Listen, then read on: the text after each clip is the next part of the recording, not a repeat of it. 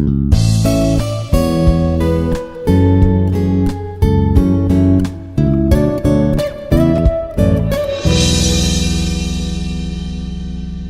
everyone, this is Dr. S. Venkateswarlu, working as a professor of EEC at IARE Hyderabad. Today we will discussing about Park's MC McClellan algorithm and Remez algorithm using Matlab. So here, major thing is what is the introduction related to this today's topic. So we have to remember that rational h of z, linear time invariant system described by the constant coefficient difference equation. Okay, so can be implemented with the finite what you call of adds with this multipliers and delays. In other words, filter design. Yeah, if it is in a filter design means choose the number. What do you call in other words, a filter design means choose the number and what do you call locations of the zeros and poles, or maybe what do you call equivalently the number and values of the filter coefficients. Other than this, thus where that purpose we have to use the tal h of z or h of n or maybe h of omega. Okay, so we have to remember these all constraints for implementing that two algorithms. Okay, so for that we will ready to overview these two algorithms. Okay, where in terms of because of we are learning that finite impulse response digital filter. This is all nothing but a digital filter. For this, where n is equal to 0, finite impulse response are all zeros. Okay, so we can consider that this is what you call linear pass band phase, and where n greater than or equal to 0, that infinite impulse response. Okay, it is lower side lobes for same number of coefficients. If it is n is equal to 0, FR is how it is the status. We can consider that linear pass band phase. If the n greater than or equal greater than 0 for infinite impulse response, we will expect that all the lower side lobes for the same number of coefficients. Okay, for this we have to consider the what you call certain things that is going to be general considerations. So ideally, I would like capital N. There is maybe order of the filter and M or M plus M to be as small possible for minimal, where the minimal computation or if it is storage. This is the general consideration, and we can use the term causal or casual for low for now. Okay, poles inside the unit circles for stability, so we have to consider these all constraints, general considerations. Okay, so with this, poles inside unit circle for stability and causality or casuality. Here it is. We will focus on designing casual digital filters since those can be implemented in real time, or if it is a normal time or real time, usually can ready to design we try to focus on designing the casual digital filters since those can be implemented in a normally or educational purpose or maybe real time purpose and so on. Yeah, they can be implemented in a real time. How we are using the real time on the normal case or education purpose or whatever it is, we have to follow this type of constraints. Okay, like in general considerations.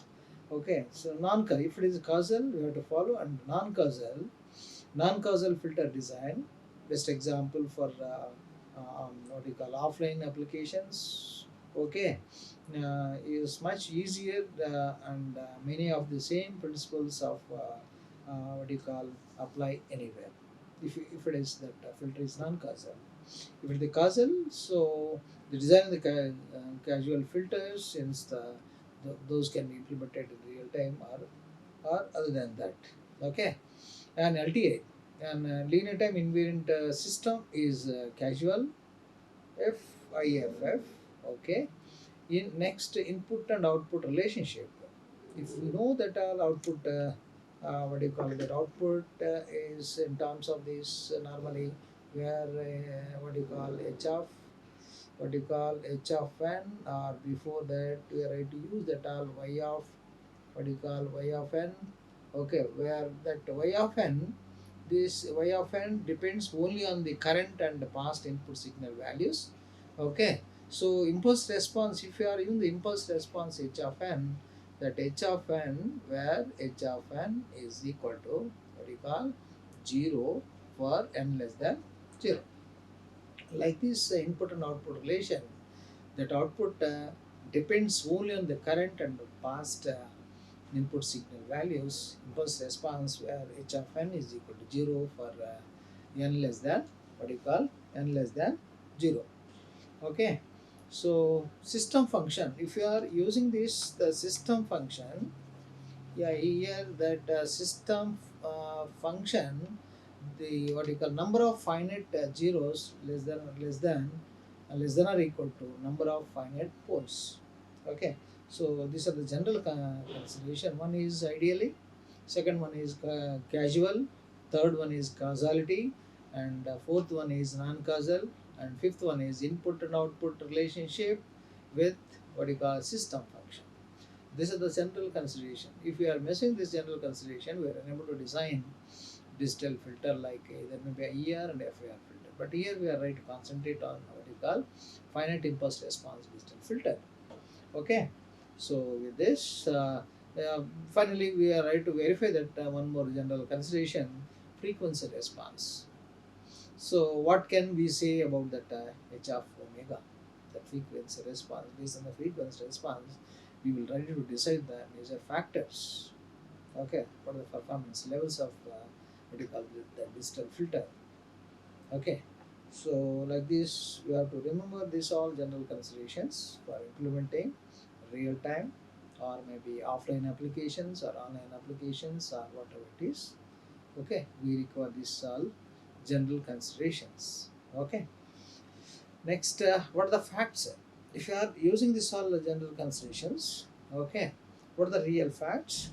So if h of n is causal, but we are right to implement in terms of the practical aspects.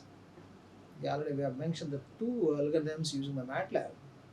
Okay, what are the real facts? The facts are depending upon what you call certain uh, general considerations. Based on that general consideration, if h of n is causal, then what you call Wiener theorem, it is followed by h of omega cannot be what you call exactly 0 over any band of the frequency. Okay, except in the travel case where h of n is equal to 0. Okay, otherwise it can be exactly 0 over any band of the frequencies. Okay, and furthermore, if you are using that mod h of omega, if you are ready to analyze that frequency response, so h of omega mod h of omega cannot be flat. Yeah, cannot be flat means always it is constant. Okay, we can consider cannot be flat constant over any finite band. Okay, so next one is HR of omega and HI of omega are Hilbert transform pairs. You know that already we have discussed the previous lectures. You have to remember this all. Backbone is required. Okay, this is the knowledge based. Okay, already we have discussed that one. Here also, with the help of that, we have to remember HR of omega and HI of omega are Hilbert transform pairs. So therefore, they are not independent. Which one? HR of omega and HI of omega are, once it is the Hilbert transform pairs, therefore they are not independent. Okay, hence the magnitude and phase response are what you call interdependent. Okay, so if you are considering the Hilbert transform, it is what you call they are not independent. If you are considering the parameter, like if you are considering that all HR of omega and HI of omega, okay, and the magnitude and phase response are interdependent. Okay, so thus those ideal filters with the finite bands of the zero response cannot be implemented with a causal filter or casual filter. Okay, this is the factor.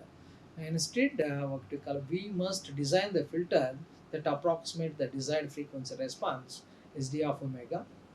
Okay, so this SD of omega, after using this all facts and general considerations, it's easily right to analyze the all characteristics of the practical frequency selective filters. After that, try to design our digital filter like finite impulse response with the help of today's that algorithms. Okay, Remez and Fox and Cloud algorithms. With this, no, there is no perfectly flat region facts, since the causal filters, what you call, cannot have the band of frequency with the zero response. So nor can they have any band of the frequencies, what you call, over which the frequency response is the constant. Okay. Okay, so proof by the what you call contradictions. Suppose, okay, h of omega is equal to c for, go on using the Taylor substitution here, where h of omega is equal to c. Okay, for that omega 1 less than or equal to omega less than or equal to omega 2 with the corresponding impulse response. Okay, so if it is specified that all h of what you call impulse response, h of what you call n impulse response, so after that, right, to decide the h of the frequency responses. Okay, the band of frequencies over which the frequency response is a constant or not. So with this, where h of omega is equal to c for omega 1 less than or equal to omega less than or equal to omega 2 with the corresponding impulse response h of n. Okay, now define the new filter g of n is equal to h of n minus c of delta of n. Okay, so one using this all what you call step by step process, seasonal right to verify that characteristics of the practical frequency selective filters. Okay, maybe IARE and IAFIR. Okay, then certainly g of n is also casual or causal, but g of omega is equal to h of omega minus c equal to 0 for omega 1, like here omega 1 less than or equal to omega less than or equal to omega 2. Okay, like this. So which is the impossible if g of n is causal. Directly we right to analyze these all points is you can investigate the characteristics of the practical frequency selective filter, know perfectly flat is in fact by using this all when the causal filters, what you call, cannot have the band of the frequencies with the zero response. So band of frequencies over which the frequency response is a constant.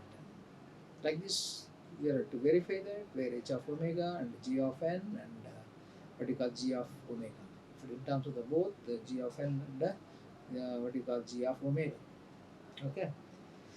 With this, the casual filters cannot have the band of frequencies with the zero response. Okay. So with this particular response, so after that we try to decide the factor with the characteristics of the practical frequency selective filters is either it is it's a perfectly flat region facts or maybe no perfectly flat region facts. So nor can they have an infinitely sharp transition, okay, between the pass band and the stop band. Okay, if the response is like this, so they have an infinitely sharp transition between the pass band and the stop band. Okay, so nor can they have the perfectly flat pass band. Okay, so a typical realistic magnitude response looks like the what you call following the parameter or maybe certain considerations by the real facts or whatever it is we try to verify. After that we can ready to justify our characteristic of the practical frequency selective filter. Okay, the practical filter, a practical filter design means choosing the delta 1, delta 2, omega c and omega s, and then designing what you call order the filter, and maybe what you call M and AK and BK to satisfy those requirements. This is a practical filter. Okay, often when must iterative iterate. Okay, often we plot h of magnitude of that mod h of omega using dB, that is 20 log base 10 h of omega mod, and what do you call, express the ripple in a decibel as well. This is the practical filter specification. In terms of the specification are what do you call, like a capital N and capital M, AK and BK to satisfy those requirements. Okay, but one must reiterate that we plot that graphically h of m mod h of m omega using what you call dB, that is 20 log base 10 h of omega. Okay, so right to express in the ripple in the decibel as well. Okay, with the note that the stop band ripple is not defined peak to peak. You know that. Okay, in the practical aspect.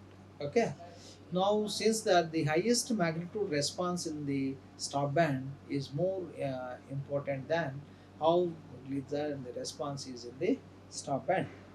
Okay, with this graphically we try to verify that where omega versus what you call h of omega. Okay, with this 1 plus delta 1, so 1 minus delta 1 and delta 1 and delta 2. Okay, here the stop band ripple and pass band ripples also observed. With this passband ripple, either is out is transition band and stop band is analyzed in graphically. Okay, so example application here. Say for example, if you are using this one, where this all digital filter and all useful in the CD digital crossover, separate the whooper and tweeter signals digitally inside the CD player. So separate the whooper. A whooper or maybe a bass speaker is a technical term for the loudspeaker driver. Yeah, designed to produce low frequency sounds. Okay, because of now entertainment purpose and cine field, this type of applications are involved here. Okay, for a loudspeaker driver designed to produce low frequency sounds, typically from 50 hertz to and what you call 1000 hertz. So the name, what name that woofer? You know that. Okay, where here it is. You have seen that one, and tweeter or treble speaker is the typical special type of loudspeaker that is designed to produce high audio frequencies, typically deliver high frequencies up to 100 kilohertz. Okay, like here, that means you can analyze the frequency range. Okay, so once we are learning that digital filter, where it is applicable. So Twitter signal, Twitter or the tradable speaker is a special type of loudspeaker that is designed to produce. Tweeters are intended to convert an electrical signal into a mechanical aid, can consider the digitally inside the CD player. Okay, you see that right side here, CD player and so on, and rather in analog at a speaker. Okay, why is passband ripple tolerable in this context, or if it is distorted or not? Okay, so we have to analyze if we are using this on CD digital crossover and using that what you call the frequency variation and so on. Why is the passband ripple tolerable in this context is whether distortion or not? If you are using this our setup, video setup, or whatever is room acoustics, actually they are another filter. Yeah, this is the best example our environment. Okay, the speaker response is not perfectly flat. Okay, so some extra what you call noise is added, extra noise as human noise, and the thermal noise and atmospheric noise is added. The clarity is missing. So keep this filter ripple below these other effects like here. Okay. So imagine that we have specified delta 1, delta 2, omega c and omega s. Okay, and we wish to design n capital N, capital M, AK, BK to satisfy those requirements. Okay, this is a task. As mentioned above, okay, so we have two broad choices. One is finite impulse response. Yeah, it is our today's topic. Based on our finite impulse response only, we will try to improve the two algorithms. Okay, based on that, we require these all basic things, FIR and IER. But here our topic is involved with FIR filter. In depth of that already we have discussed the IER. Okay, we focus first on the FIR. After that, we'll see that IER. Okay, so we know that all this we have to remember this all filter FIR and IER. Already we have discussed the previous classes, but here we have to remember. We have to recall the things because of real time purpose. We require most on this digital filter. We know that are types of the distant filter. We have discussed. We all are familiar with this all. There are two fundamental types of the distant filter. One is FIR, finite impulse response, and second one is infinite impulse response. It is followed by IAR. Okay, as the terminology suggests, so this classification refer to the filter impulse response. Okay, so this is one significance by varying the weight of these coefficients and the number of filter steps. Virtually any frequency response characteristics can be realized with the finite impulse response digital filter. Okay, yeah, as been shown, finite impulse response filters. Previously, we have discussed more than 20 lectures. We have discussed with reference to that about the background signal processing and what is the linear time invariant system. Okay, with all properties and so on. Finite impulse response filter can achieve performance levels which are not possible with an analog digital filter technique, such as such a perfect linear phase response. Okay, which one here it is the if analog filter technique. So, however, high performance finite impulse response filter generally where requires a large number of what you call multiply accumulators and therefore require the fast and efficient DSPs, digital processors are required. And on the other hand, the second digital filter like a ER filter, infinite impulse response filters, tends to mimic the performance of what you call traditional traditional analog filters and make use of the feedback. Okay, so these are the fundamental aspect of the all digital filter. This stuff is required for designing two algorithms. Therefore, their impulse response extends over the what we call the finite period of the time. Okay, so because of the feedback. Okay, so IR filter can be implemented with fewer coefficients than finite impulse response digital filter. Lattice lattice filters are simply another way to implement either IER or FIR filter and are of what you call often used in the speech processing applications. Okay, this all are related to the what you call real time. So finally, what you call digital filters lend themselves to adapt to filters application simply because of the speed and the easy with the filter characteristics can be changed by varying the filter coefficients. Okay, so design of the FIR filter, FIR as a class of LTA linear time invariant filter. Or we have done this one. You have to remember this all things. Okay, the digital filter FIR filter designs can be derived from the analog filter. What you call rational analog filters cannot have the finite impulse response. Why bother this all the digital FIR filters cannot be derived from the analog filters? It's because of they are inherently stable. Next, they can be designed to have a linear phase. Third one, there is a great flexibility in the shaping their magnitude response. So they are easy and what you call convenient to implement. So remember, very fast implementation using the effective fast Fourier transform.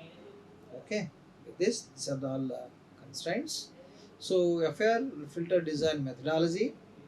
Okay, how we have discussed with this impulse response truncation and windowing design methodology we have seen, optimal filter design methodology we have seen in bit a little bit.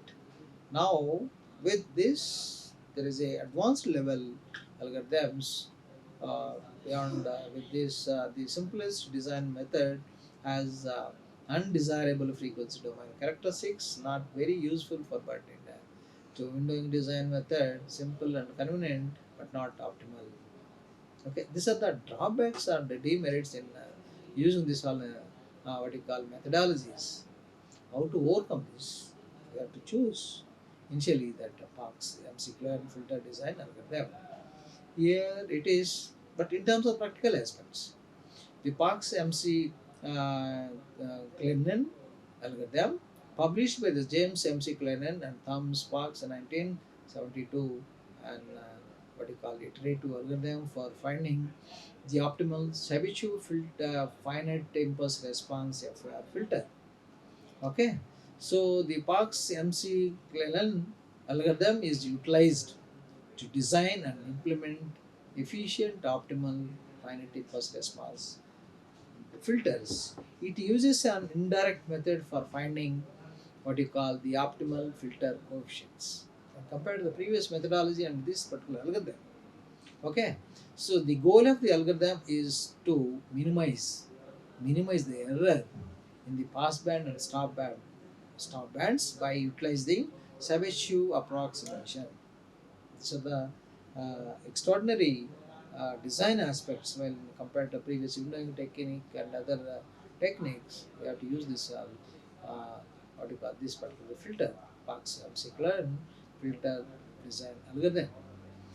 Okay, the Parks McClellan algorithm is a variation of the Remez exchange algorithm. That's why it's two algorithms are it is mentioned today's topics. One is this one and the second one is Remez exchange.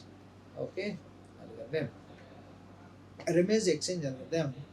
Yeah, with the change that it is the specified design for finite impulse response digital filters.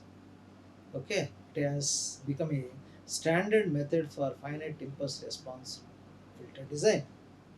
Okay, so now in depth of this, so history of the optimal finite impulse filter digital filter design. In the 1960s, researchers like you or me within the field of analog filter design, so are using the Sabichu approximation for filter design. Okay, so during this time, it was well known that the best filters contain an equiripple characteristics in their frequency response magnitude, and the elliptic filter or Gaussian filter was optimal with regards to the Savichu approximation. This is the few background of this optimal finite impulse response digital filter design aspects. Okay, when the digital filter revolution began in the 1960s, right now we are in 2024, compare that one. So when the digital filter revolution began in the 1960s, researchers used to bilinear transformation to produce infinite impulse response digital elliptic filters at the time.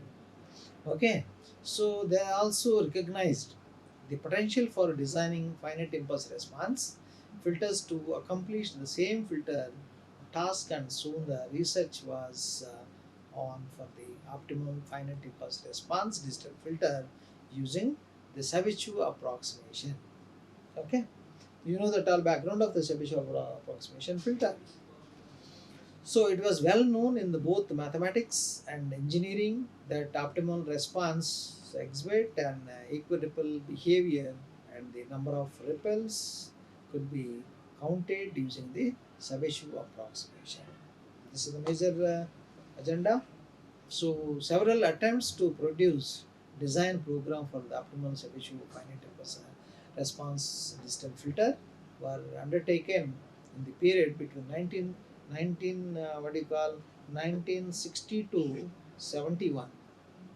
19 what do you call 60 to 71. Okay, so despite that the numerous attempts, most did not succeed. That particular period. Usually, due to the problems in the algorithmic implementation or problem formulation, implementation in terms of the piece of code, or the time there is no Python, there is no Java. Of course, C language is available, Fortran and Pascal is available. So that's why, despite the numerous attempts, most did not succeed. Usually, due to the problems in the algorithmic implementation or problem formulation. Okay,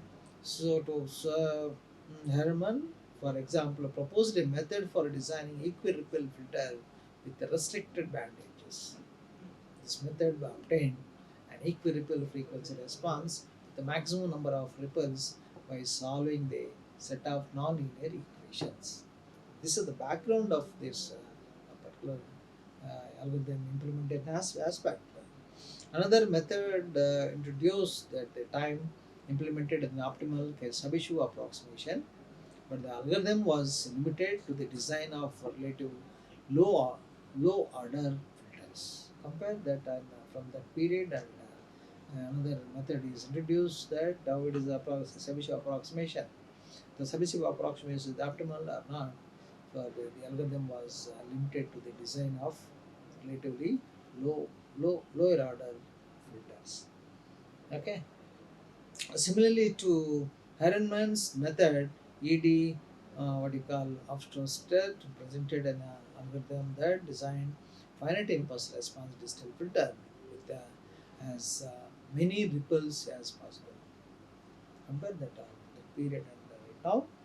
So this has become known as the maximal ripple algorithm. Okay, this maximal ripple algorithm imposed an alternating the error condition via what you call interpolation, and then solved as a set of equations that the alternating the solution had to satisfy. Okay, so one notable limitation of the maximal ripple algorithm was that uh, band edges, what you call, were not specified as the inputs to the design procedure. Okay, because of that, there is a similarity of this affair design, the affair filter with as many ripples as possible. Based on that, rather the initial frequency set, so omega I, and the desired function d of omega I defined the pass band and stop band implicitly. Okay, so unlike the previous attempts to design an optimal filter, the maximum ripple algorithm used to an exchange method that is trying to find the frequency set.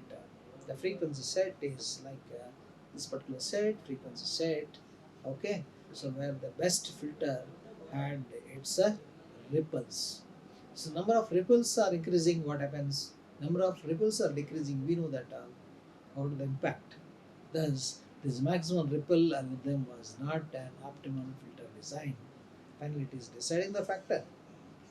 Okay, the maximum ripple algorithm was not an optimal filter design, but it had quite a significant impact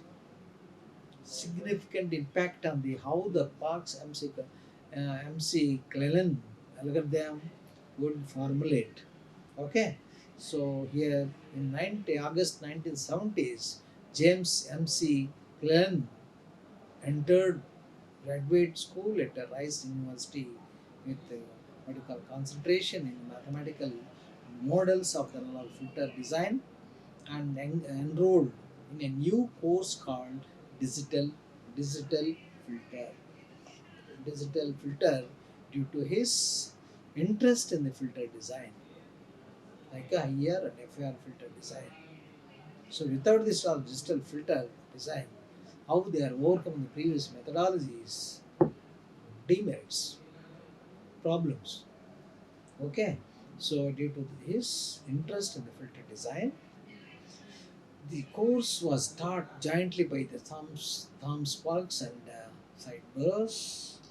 Okay, so at the time, DSP, digital signal processor, was an emerging field, and as a result, lecture often involved recently published research papers. The following the same semester, the spring of the what you call a spring of the 1970s, Tom's works offered a course called Signal Theory. Okay, if they to implement the digital filter, they are concentrating on signal theory, which McClellan took as well. Okay, this is the background of this particular algorithm. During this spring break of the semester, Parks driven from the Austrian to Princeton to in order to attend the conference, where the head of his church the presentation about the new finite impulse response digital filter design algorithm, maximum ripple algorithm. Based on that the conference interaction, the energy sharing environment, this type of what you call problems and improvement is analyzed. He brought a paper by Hofstede's opinion, what you call opinion, and Schussel back to the strain, thinking about the possibility of using the Sabichu approximation theory to design finite impulse response digital filters. Okay, this is all background. Without this background, how we are learning this type of algorithm? That is the greatness of today's lecture. We heard that the method implemented in the Hofstede's algorithm was similar to the particular exchange, Remez exchange algorithm, and decided to what do you call, use that path of using Remez exchange algorithm. The students in the signal theory, this first she has identified the what you call digital filter. After the students in the signal theory course so are required to do a project since Chebyshев approximation was a major topic in the course. The implementation of this new algorithm became James McClellan's course project. So this ultimately led to the Parks McClellan algorithm, which involves the theory of the optimal Chebyshев approximation and an efficient implementation. Okay, there's the greatness of there's the background of that algorithm. By the end of the spring semester, McClellan and Parks were attempting to write a variation of the Remez exchange algorithm for finite impulse response digital filters. It took about 6 weeks to develop, and some optimal filters had been designed successfully by the end of that DSP course, the digital signal processing course. Okay, now practically it is identified in the pictures. We take note of this what you call various axes. Okay, so all axes. Okay, or various radian frequencies like omega I, and we note that the two frequencies marked on the x-axis, isn't it? Two.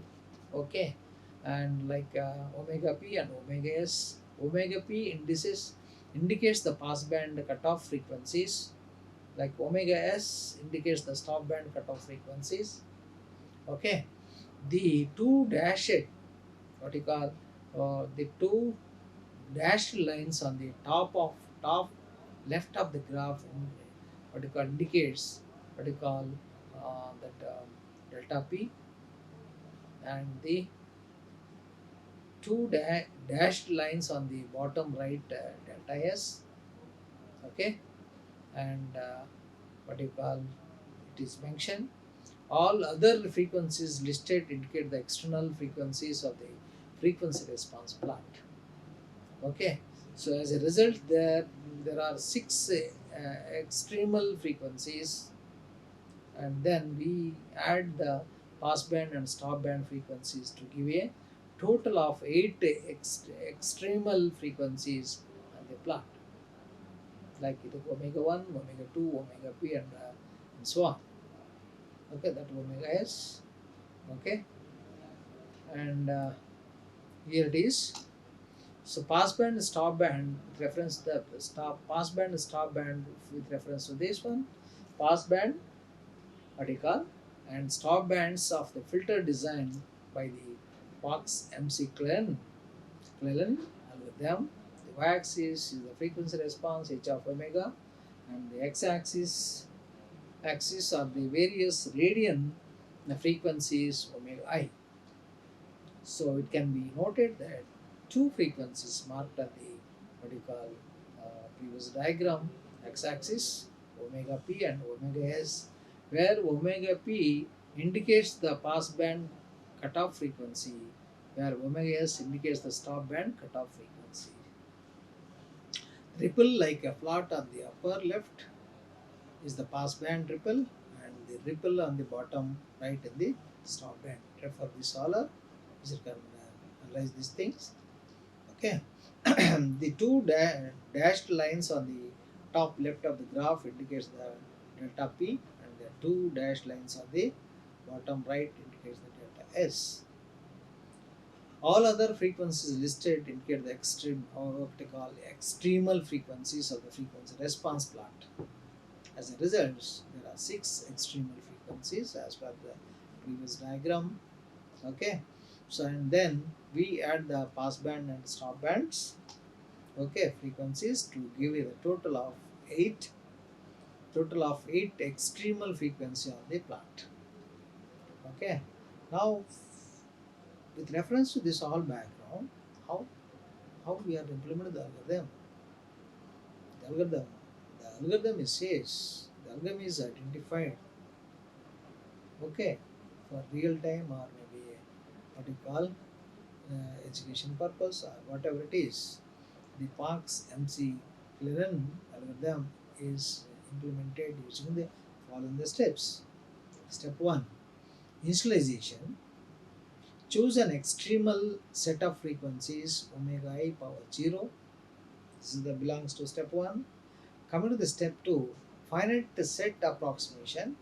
Calculate the best Chebyshev approximation on the present extremal set, giving the value delta power m for the minimax error on the present extremal set. Okay, with this we are right to enter the third step, step number 3, interpolation. So calculate the error function e of omega over the what you call the entire set of frequency omega using 2, step number 2. Now coming to the step number 4, look for the local maximum of mod e power m of omega on the set of omega. So coming to the step number 5, if maximum of what you call omega, okay, sigma with this mathematical notation, then updated the what you call by the picking new frequency where e power m as its local maximum. Make sure that the error alternates on the ordered set of frequencies as described in step number 4 and step number 5, and then return to the step number 2 and iterate. So by following this all step by step, you can consider this algorithm. Who is framed this all steps? Fox MC McClellan. That's why its name itself, Fox MC McClellan filter design algorithm. Okay. Next step number 6. If maximum is solved, then the algorithm is complete using the set omega I power 0 and the interpolation formula to compute an inverse discrete Fourier transform to obtain the filter coefficients. Okay. Now, if that algorithm mentioned above, we can rewrite the algorithm above in the what we call simpler form as, okay, like step 1, guess the position of the extremal, or here it is extremal, okay, here it is extremal or evenly spaced in the pass band space in the passband and stop bands. Step number two, we are trying to compress this one. We have to analyze the reduce the term in terms of that complexity in a particular algorithm. Perform the polynomial interpolation and re-estimate the position of the local extrema. Coming to the step number three, move the extrema to new positions and iterate until the extrema what you call stop filters. So that's why we have to follow these all steps 1 to 6, or maybe it will compress the 1 2 3. And finally, it is considered that this is the algorithm. The algorithm is followed by Fox MC McClellan filter design algorithm. Okay, what is that description? Okay, that description. Okay, in this description, the picture above on the right display on the various extremal frequencies plot already we have seen that one. The extremal frequencies are the maximum and minimum points in the stop band and pass band. We have seen as per that diagram. People are observing. The stop band ripple is in the lower portion of the ripples and the bottom right of the plot, and the pass band ripple is the upper portion of the ripples on the left top left of the plot. That's diagram. So the dashed lines are going to across the plot, and this is for the delta or maximum error given the position of the extremal frequencies. There is a formula for the optimum delta or optimum error. You try to analyze this all. Since we do not know that optimum delta or the exact position of the extremal and the what you call first attempt, we iterate. So effectively, we assume the positions of the extrema initially and calculate the delta, and then we then the estimate and move the extrema and recalculate the delta or the error. So we repeat this process until delta stops changing. Okay, the algorithm will cause the delta error to converge generally with the 10 to 12 iterations. Okay, before applying the Savishu approximation, a set of steps were necessary. Okay, so step one is define the set of basic functions for the approximation, and step number two, exploit the fact that the pass band and stop bands of the what you call band pass filter would always be separated by the transition regions. Okay, since finite impulse response digital filters could be reduced to the sum of cosine case, the same core program will be used to perform all possible linear phase finite impulse response digital filter. So we will concentrate on next lecture how it is linear phase finite impulse response filters. In contrast to the maximum ripple approach, the band edges could now be specified ahead of the time. To achieve an efficient implementation of the optimal filter design using the Park's MC algorithm, two difficulties have to be overcome. One is defining the flexible exchange strategy, and step number two, implementing the robust interpolation method. Okay, in some sense, the programming involved in the implementation, because of the implementation process, the algorithm is ready. Based on the algorithm, the step by step you have to follow. You have to write the piece of code of that, right, to implement, execute the program, how about the impact, how about the response, and so on. So, in some sense, the programming involves the implementation and adaptation of the known algorithm for use in the finite impulse response digital filter design. The phases of this exchange strategy were taken to make the program more efficient. Okay, you have to follow the one more steps. Step one, allocating the extremal frequencies between the pass band and stop band, and then follow that is step number two, enabling the movement of the extremals between the bands as the program. iterated. Yeah, it is mentioned the reference according to our previous lectures and this one.